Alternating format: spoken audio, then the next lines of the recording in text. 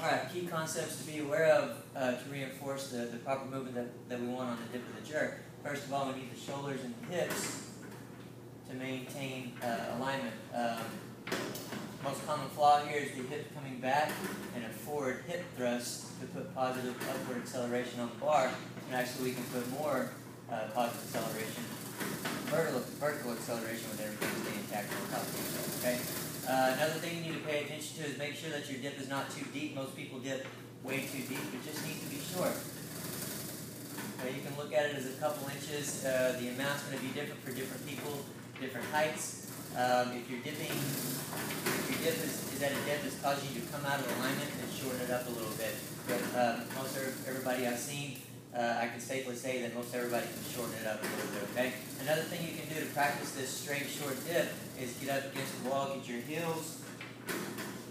Make sure your heels are against the wall, your butt's against the wall, your shoulders are against the wall. Pretend you have a bar.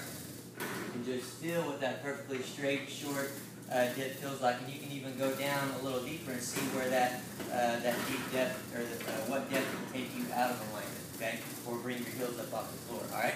So to help tie this together, make sure that it's slow. Not only in the jerk dip, but the jerk as well.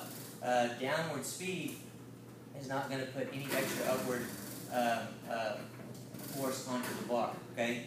Slow is just going to help us maintain that good quality tight position straight up and down. Alright? Also make sure that your setup is correct. Pay attention to your foot position. I recommend matching your snatch and clean and your jerk. Power stance is what I call it. Where it needs to be specifically for the jerk is hip to shoulder width apart.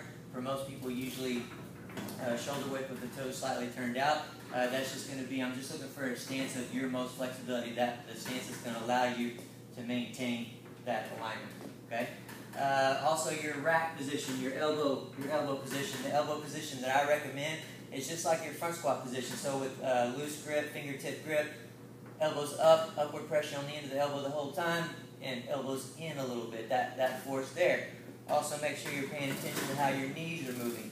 We don't want to be lazy here, and we don't want our knees to come in like this, but rather just like a squat, we want those knees to track out. Okay. All those things are going to help you maintain alignment, which is specifically what the jerk dip is trying to reinforce. We're trying to reinforce and strengthen that straight shoulder over the hip alignment. Okay?